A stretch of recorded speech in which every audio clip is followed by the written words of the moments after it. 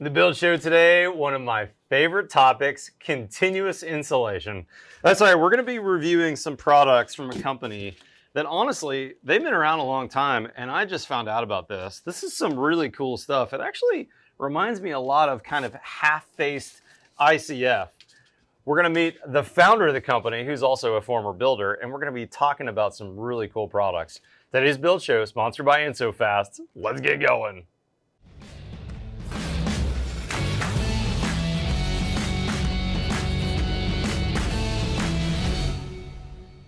Hey guys, let me introduce you to Ed Scher, the founder and inventor of this product and this company called InSoFast.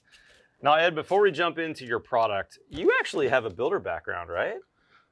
I do, starting in the late 70s. So we've seen a lot since then. And you were framing houses in the 70s, is that right? That's correct. And this product kind of started with your knowledge of framing, and you're building your very first house in the 70s, is that right?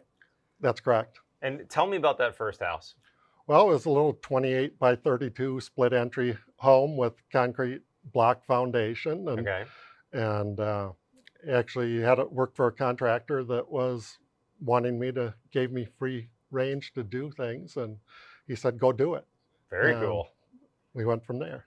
And so that first house that you built in the 70s, this was a tough time in America. This is the oil crisis, right? Energy prices were through the roof. What were you doing for energy efficiency on that wood-framed house with a concrete block foundation? Well, we just switched to 2x6 framing at that time, and that sparked my interest in energy efficient building and what we could do better. And that's kind of what we always looked at is what are we doing now and how can we do things quicker, faster, and better, and save some cost along the way. And you were in the cold, snowy north, right? Minnesota. So the switch from a 2x4 wall to a 2x6 wall, in theory, gets you that much more cavity insulation. But even as a young builder, you realized, hey, I need something else besides these 2x to stop that cold from radiating through my walls, right? Correct. And that's why we started looking at technology that was coming from Canada at the time. And we found that the exterior insulation was the key to energy efficiency. We're not just getting a portion of what we're putting in the wall. Yeah. So we tried that. We put a couple inches of insulation on the exterior and learned from there. We ended up learning that the foam board shrunk, and everywhere that was taped and sealed was wide open, especially the areas over the studs and the framing that we were wanting the most insulation on were bare when we tore into it. Interesting. 10 years later. Because that foam had shrunk on you. Correct. Now, I watched an old video with you too, Ed. You've been on YouTube a long time, by the way. We got YouTube OG with us on the build show today. I watched a video that was at least 10 plus years old where you had some XPS foam that was buried in the ground. And I was shocked to see that foam had actually absorbed water. When I think of that, I think of foam in general as non-water absorbing. That's correct. And with that, I was shocked too, because that was in pure sand, real sandy soil. I thought, well, maybe it was in clay that would happen, but that was actually my own home when we went to remodel it. Is that right? Before we sold it. So. Okay. So that soaked XPS maybe got you thinking, hey, maybe there's a better way. And then we're fast forwarding a decade or so here, but in the 90s, you were an ICF contractor for a decade or so, right? Right.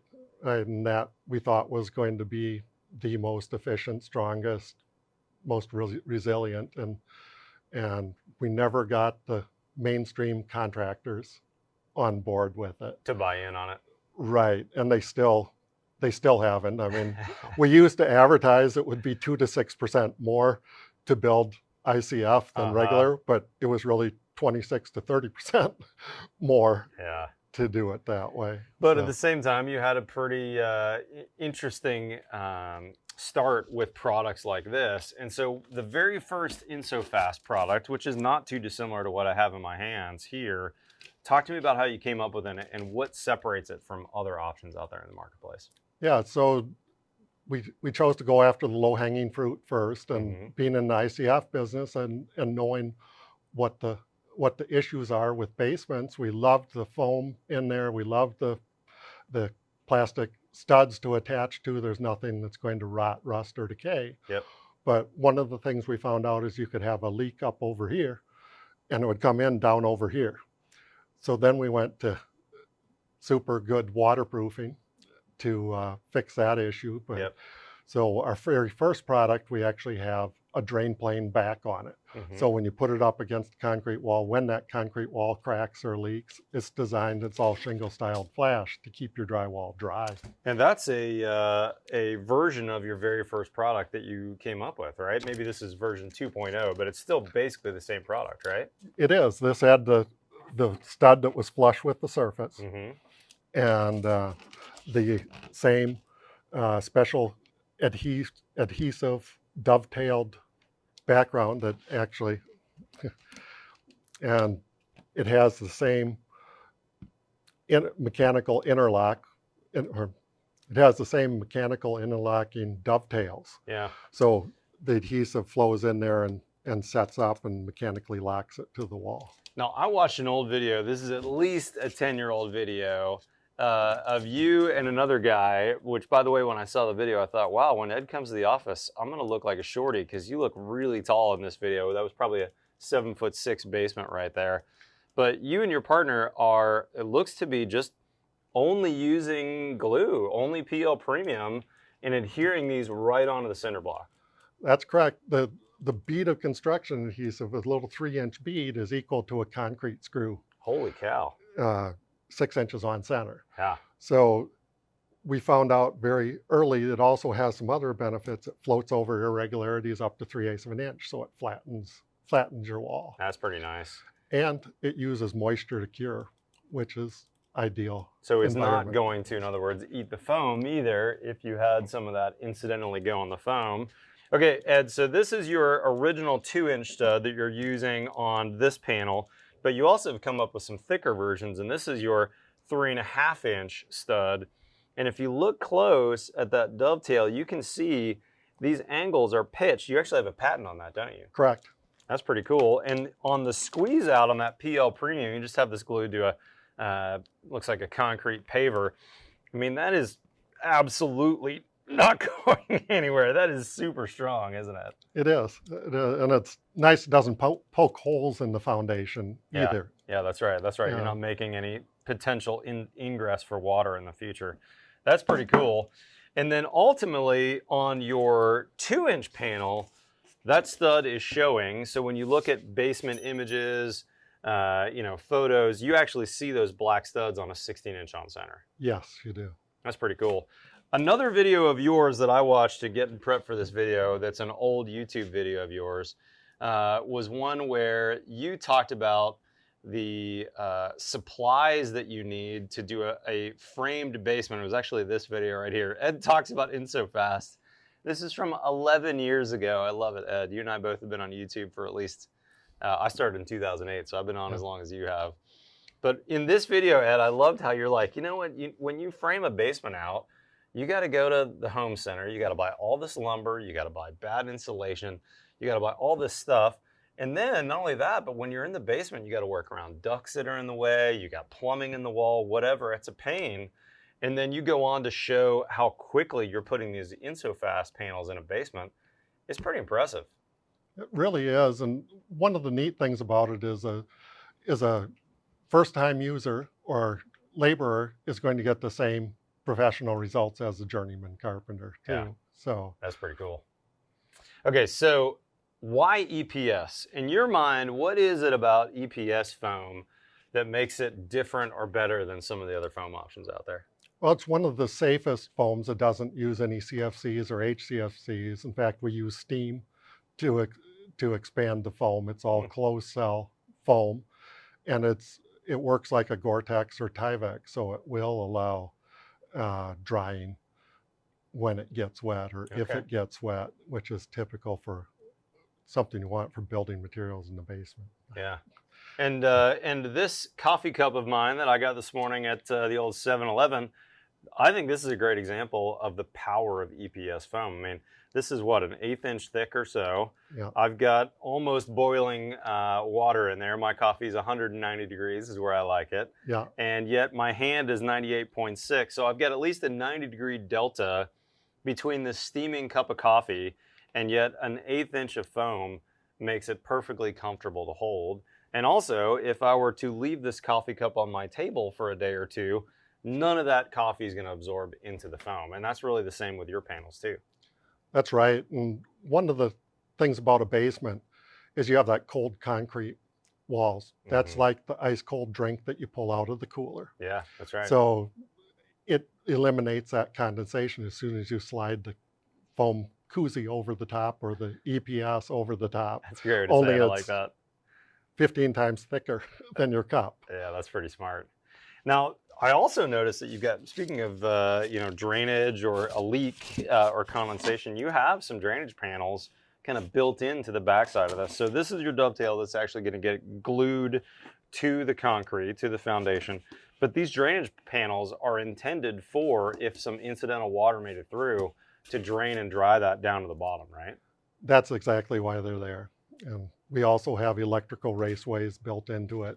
So once you get all the panels up, then you cut out where your box locations are, and then you can just shove the wires through from box to box, or both vertical and horizontal. So you can shove it up into the rim joist area as well. So in this case, you've totally eliminated that 2x wood basement framing in favor of a product that you showed us how you could do an entire wall in, what was that, a 20-minute time lapse, you and your partner putting an entire wall on, even with obstructions? Yeah, and the more issues you get into that are difficult to deal with framing are really simple to deal with this product, with the panels. That's pretty impressive. I mean, this is a builder who definitely had some thought in the process and understands it. And the last thing that I want to mention on that is coming back to the example of all the stuff you have to get from the home center to bring down to your basement. With your panels, they're actually shipped direct to the job site in a cardboard box. They're fairly lightweight. And so all the materials are delivered to your house by the UPS man, right? Right. I mean, as quick as you can get the boxes or slide the boxes down the stairs and adhesive gun, you're ready to go. Start framing. That's pretty awesome. Now, what else is interesting about this, Ed, though, is as we were getting prepped for this video, I was saying, did you bring samples of your wall material, your floor material, your exterior material? And you said to me, no, Matt, it's actually the same thing. Think about this. If this is on a wall right here, and then we flip this to a floor, we've got the exact same properties. There's no need to switch the foam or the formulation. The only thing you might want to change is, let's say, your R value and change your thickness. So talk to me about how you might use this in a floor situation. So the floor, it's really simple. You want to get your walls done first, and then just order extra for your floors. Yep. And you'll just lay the panels on the floor, interlock them together, and do what we call the floating method. And you're going to lock it together with your subfloor that you put on top of it. So you're going to stagger the joint a little bit so your subfloor locks everything into place. And Got it. What we've found from the customers that have done it is it's really eliminated the need for radiant floor heating. It's really made it a huge comfort issue. Get comments on how kids lay on the floor watching TV where it was ice cold before. So that makes a lot of sense. And in this image here, it looks to me like that guy's only using maybe 1/2 inch OSB even on top of that. Is that right? It is. It's actually you're back completely solid on there with the high strength, compressive strength of the EPS foam. Yep. You're over 200 pounds per square foot. Wow. Which is much more than residential codes require. So, and then is he going to screw that plywood or OSB in this case down to the stud on the InSoFast panel? Yes, just screwed directly to the studs. Speaking of screws, we haven't talked about it yet, but you guys sent me this display, which I absolutely love. Any builder nerd is going to love this. This is one of your 2-inch studs, and you guys put screws, roofing nails, trim nails, siding nails, drywall screws. Not only that, you put them like right next to each other, and I don't see any splits And I thought when I first saw this, oh, I'm sure I can pull that 16 penny nail out of there. That's not getting pulled out anytime soon. Talk to me about that. Yeah, we've really worked hard with different formulations and kind of come up with a proprietary formulation that works good for nails. So when the nail gun goes in there, it actually heats up and bonds to the fastener itself. So this material is actually heated up when the friction of that steel nail or screw goes through and helps give it additional pull-out power. That's right. That's pretty neat.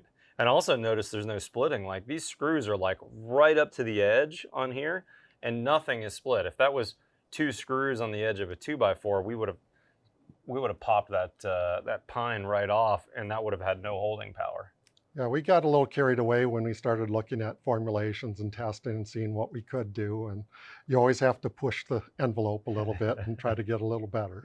By the way, he's got several patents. So this is not your average builder. I have no patents to my name. That's impressive, my friend. That's pretty cool. And then the thicker stud is being used on this other panel size. So this panel size was 2-inch, and that is an R10. Is that right? Yeah, that is actually 8.5. 8.5, okay. So that would be equivalent to a 2x4 framing with R13 insulation in it. Gotcha. But that's continuous, obviously, so even better. Yeah, that's comparable to a 2x4 with R11 insulation. So yeah, there you go. And so now you've got also a thicker version with what did you say the stud is? 3 1/4 inch? 3 1/4 inches, yeah. And then this overall thickness is 3.75, so just shy of 4 inches, 3 3/4 inches. Yeah, we wanted to have the recessed stud in there for energy purposes, so the fasteners that fasten it will be thermally disconnected. Okay, so sorry here, a little awkward change, but what he's saying is that you cut out this foam for this display you sent me, but what you're seeing is that stud, which by the way, they have an InSoFast logo, and it says, what does it say? Recessed stud at each one of those locations. It's solid back there, but it's hidden by a 1/2 inch foam. And so when you screw in, what are you doing with that screw head? In fact, would you show us how to throw a screw in there, by the way? Sure. Let's move a couple things around. Hang on one sec. Move my coffee so I don't dump it. Okay, so we're using a number 10 headed, just the standard, not like a Timberlock screw. This is a number 10 by 4.5 inch screw, a fairly inexpensive screw compared to the Timberlock style screws, right? Right. And for applications, I mean, you're looking at about 18 cents or something instead of over $1 for the structural. But I won't screw it through into the table. Yeah, don't screw it into my table. But here, let's actually screw it. Let's move it over so you can screw it, because I want to see that screw head get recessed in there. Check that out. So now, if I did my math right, we should have 1 inch embedment into our, if we use the 4.5 inch screw. No, 3/4 embedment, I guess, right? Because 3 3/4 on this 4.5 screw? 3 1/4. 3 and 1/4. 4 1/2. Oh, that's right. That's right. Because it's we have 1 1/4. So there you go. So that's our embedment into our structure. And I suspect there's a few people that would be worried about how much weight would that stud hold. You know, would that hold drywall? Would that hold siding? What about if I put cabinets on the wall? And as a matter of fact, you guys made a video on that, didn't you, Ed? We did. So we're got a standard cabinet from the big box store. Mm-hmm. Here we're gluing the panel to the wall. Okay, and I should pause here. We haven't mentioned it, but by the way, InSoFast makes all these panels that are made specifically for shipping containers, and this happens to be their shipping container panel. Same exact panel, just a different corrugation on the back, right? Yeah, it's designed to fit exactly into the corrugations of the container. So. Got it. Okay, so this panel that's on the top of the screen now that you're seeing there, that's just been screwed in the 2 dovetailed kind of stud locations, and glue is the only thing that's holding it to the steel, right? Yeah, so the panel was attached with just adhesive, Mm-hmm. and then we're attaching the cabinet through the cabinet hanging rails with just 2 screws. cabinet hanging screws. Yeah, and you can kind of see it. So there's one screw there, there's one screw there, and this is just a crappy home center cabinet, nothing special. And then what's he loading on there? Those are concrete pavers. They look like there's snow on them. Is that what I'm seeing? It actually was done in the wintertime. We pulled them out of the back of our shop. This is a Minnesota-based company. And then what the heck is he putting there now? We ran out of blocks, so we're putting pieces of steel in. Oh my gosh. Is this a crappy cabinet going to hold that much weight? That's crazy. Little more than the dishes you'd do in your cupboard typically. Yeah, I would say so. He's still loading the top up. And we do a lot of testing. One of the things, those blocks actually had little pieces of studs glued onto them for our testing, in-house testing that we did. Holy cow, these guys are brave. More. There you go. The cabinet failed after it was loaded with how many pounds did it say? I missed that. The cabinet was... I think it was a little over 500. 580 pounds. And on this image here that I paused on, the hangrail is still there.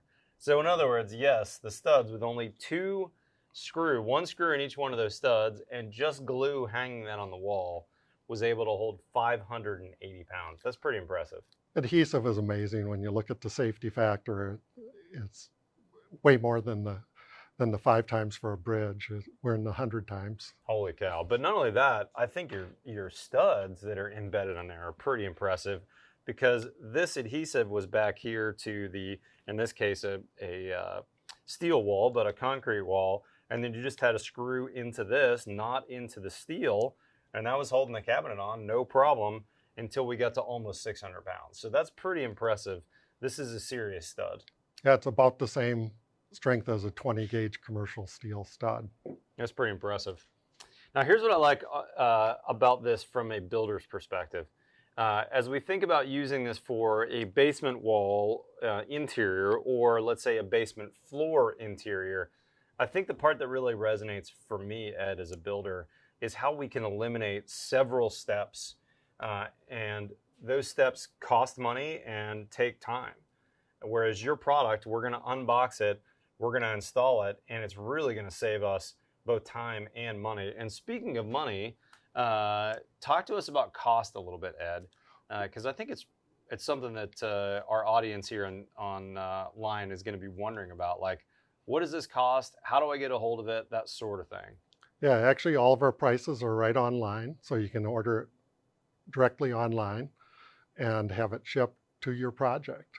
That's pretty cool. So you're not having to run back and forth or anything to get it. So InSoFast.com, go to the Shop Now section on there, and then you can scroll down to which application, whether it's a container, interior, exterior, and there's all the pricing right on there. So for instance, that 2-inch panel, flat panel, which could be used interior or exterior, a box of those is $128. How much square footage in a box of that, roughly? 40 square feet. 40 square feet, okay. So you get 40 square feet for $128. And there are volume discounts. As you put in more, you'll get a volume discount as well. So. And if I compare, let's say the floor, for instance, in the past when I've done insulated floors on top of concrete, I personally have done sheet foam, and then I've done 2 layers of plywood on top of that. And then my finished floor on top of that, like a nailed down hardwood, and especially here in the South where we've got a lot of slab on grade and a lot of remodels, it's a good system. But I have gotten comments before that, hey, that's a pricey way to go. Whereas your system, boy, that's a way less costly way to go, I would typically say. It is way less time, Mm-hmm. way less materials, way less labor, Yep. and optimal results. There's nothing in the panels that are going to rot, rust, or decay. So perfect, designed and engineered for the wet environment. That's pretty cool. And I also like that you've got the stud in there, so you've got solid fastening. And you mentioned earlier that you could even use 1/2-inch OSB, let's say if you were putting carpet down or carpet tiles. If you were going to nail hardwoods or tile, though, you'd probably step up to a 3/4 material, right? Absolutely. Yeah, I'd put a 3/4 Advantech down on there, screw it down, and you'd also make sure that those panels were offset so you didn't have a seam on that line up with a seam on your InSoFast panel too, right? Right. So that way the plywood locks all the panels in Yeah. place because you're fastening over across the seams. That makes sense. And I noticed there's a bunch of kind of random lines on here. What are those things used for? Those are cutting lines on there. Oh, So, these are cutting lines right here. So it does two things. It marks your electrical raceway, Mm-hmm. which runs horizontal or vertical in this case through the Okay. panels, and there's also a horizontal one at the top of each of the panels. Ah, okay. But it also gets your 16-inch offset, so you can put up your running bond instead of your stacked bond, so it interlocks the panels Gotcha. together. Now, how would you actually cut that? Do you have to use a hot knife on this? Just a long snap-off blade utility knife is the quickest. There's no mess. I happen Nice, to have one clean here. cut. Would you give us a little demo? Sure. What do you want? You want to do it on the flat, or you want to do it vertical? I'll do it right here. Okay, perfect. Right So through there's the your logo. knife right there.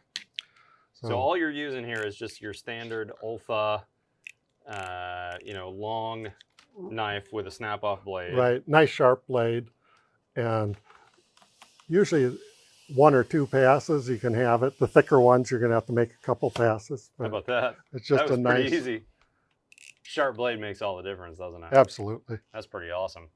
And then also I noticed where your panels come together on the thicker board, I noticed that there was also some grooves in there that I suspect have a purpose as well. So let's see if we can get the camera to see those. So Ed, where these two panels are coming together, what are all these vertical lines doing for us? Well, those are capillary breaks to prevent crossover water. You know, if you're putting up sheet foam vertically, you have that long seam that you can get water sucking through and around.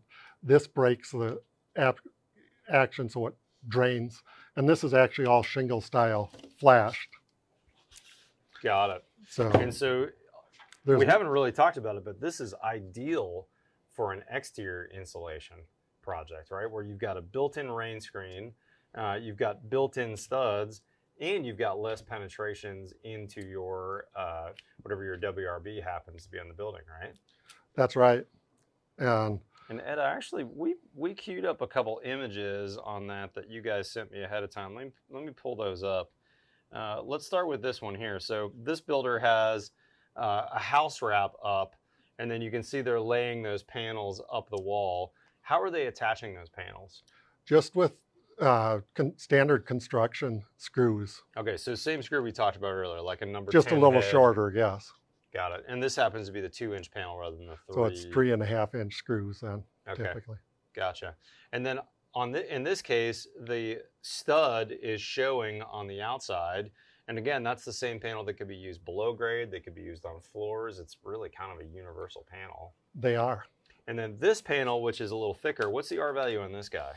That's actually 15.9. Okay. So in comparison to it actually meets code for a basement for a 2x6 framed wall with R20 insulation. Okay. It's actually written in the code. So. That's pretty nice. And then I think we have some images of that job here. And what am I noticing on the base of that? It looks to me like there's a metal flashing going on first before that installation happens. Yeah, there is a flashing to cover up that foam to keep it from being exposed at the bottom. And you guys don't sell those flashings, but every builder that I know has either a roofer or a metal guy who bends those flashings. But you brought a couple samples, and that happens to be the base flashing right there, right? Yeah, so this would be what you start out with on the bottom. So and then this I don't know if you want to tip it up. Yep, so then this would go onto the wall, and that's going to cover the bottom of the foam to make sure the pests aren't getting in there, that foam's not degrading over time, right? Right. Cover that with metal. Right. And then as we move forward on the house, I love this example. This house looks like a fully zip system sheathed house. And this is standard zip system sheathing. So that's a 7/16 OSB with that zip green facer on the outside, fully taped. So now we're both watertight and we're airtight, which I really like with this system. And then the builder came on and did this R15 point, what did you say it is? 15.9. 15.9, almost R16 panel, and basically wrapped the house with that panel. I'm also noticing that you've got a window here that's what I would consider a recessed window or an any window. Hmm. Talk to me about some flashings that you could use for that situation. Yeah, we've got a number of different options that we've developed for the InSoFast panels. This is a low profile option. So when you put the panels up, just leave a gap between the window and the brick mold, and this just slides down into place. Gives you a low profile. This, you can attach your hardy plank or your J channel or whatever you want to that for your siding, and real simple low profile application. Yeah, that's nice. There's this profile application, same kind of thing, only it's more traditional. This also works great for the sill extension, sloped a little bit, but it eliminates you having to do all that dreaded extension jam work before you start. And it's something that the siders are accustomed to using this, where they're not accustomed to building. Makes sense. Jams. Now in this photo, you've got the InSoFast panel going to the edge of the wall, and there's no solid backing necessarily on that edge panel. How are you going to attach your corner boards on there? What would be your thought on that? Yeah, so you just butt the corners together, and it's nice to have a little gap in there so you can put the spray foam in and seal it, air seal it. Anytime we come to an edge or a corner or the top of a window or around a window, we like to air seal. Got it. Put a little spray foam in there to seal spray it. foam. And then if you're using a traditional corner board, how would you attach that? Traditional corner board, you're going to put it together just like you would ordinarily, and then you're just going to use 6-inch long trim head screws to fasten through. That's the most energy efficient way and the simplest way to do it. And your siding will just butt up to there as normal. We're just starting doing regular construction details. Yeah, that makes sense. I noticed on this photo, it looked like some of those screws were kind of pre-loaded.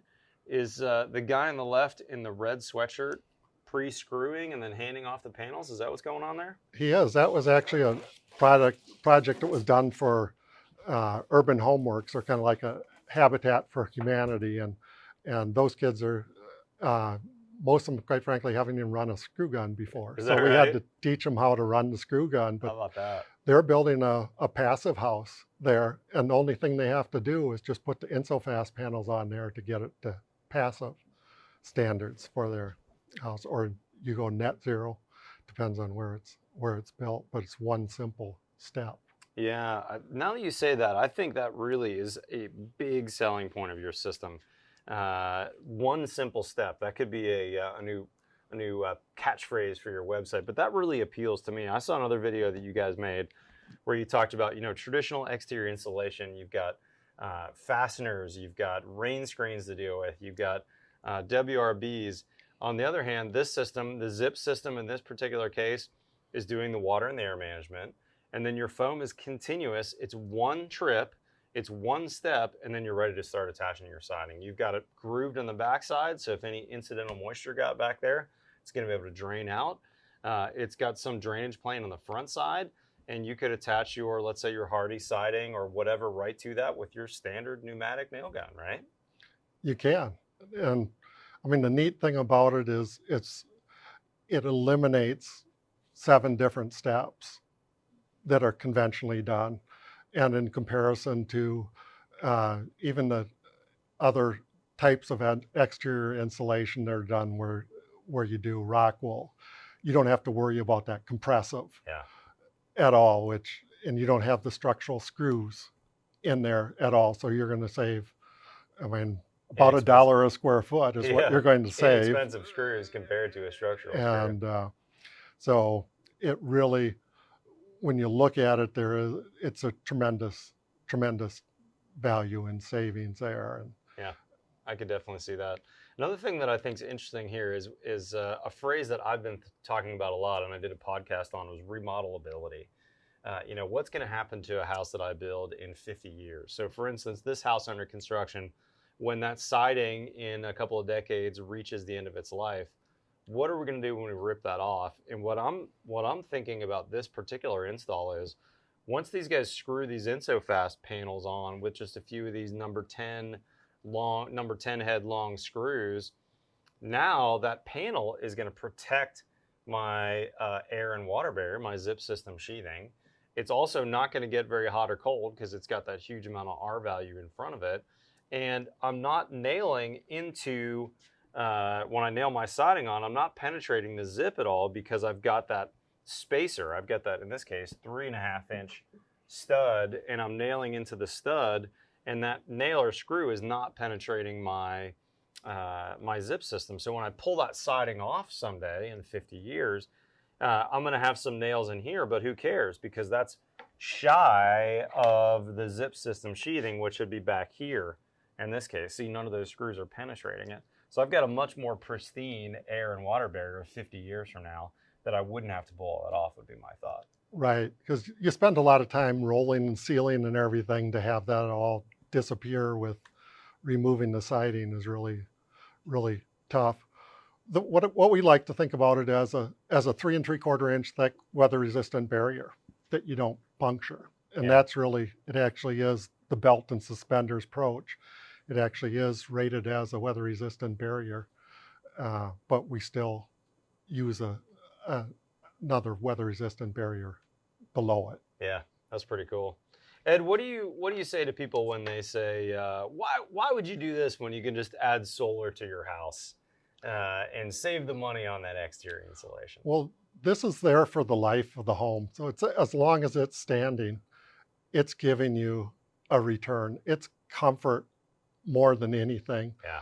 But it doesn't become obsolete after 20 years or 30 and it's not needing to ever be replaced. And that's really the first step to do this before you do the solar or the other. I would totally agree. And it's really hard to retrofit this later, where it's pretty easy to retrofit solar later. So get solar ready, but make your house as insulated as possible, because it's ultimately, for me as a builder, I never sell these products, these systems, this additional expense to homeowners on, oh, look at this amazing energy savings. You'll pay back this in X amount of years on your electric bill.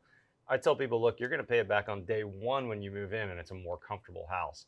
Think about a bedroom that's a cold bedroom or that's a hot bedroom. That is an uncomfortable spot on day one. Whereas if we can insulate that really well and air seal that really well, you're going to have a really comfortable space. And that is going to pay for itself every single day by you wanting to spend time there.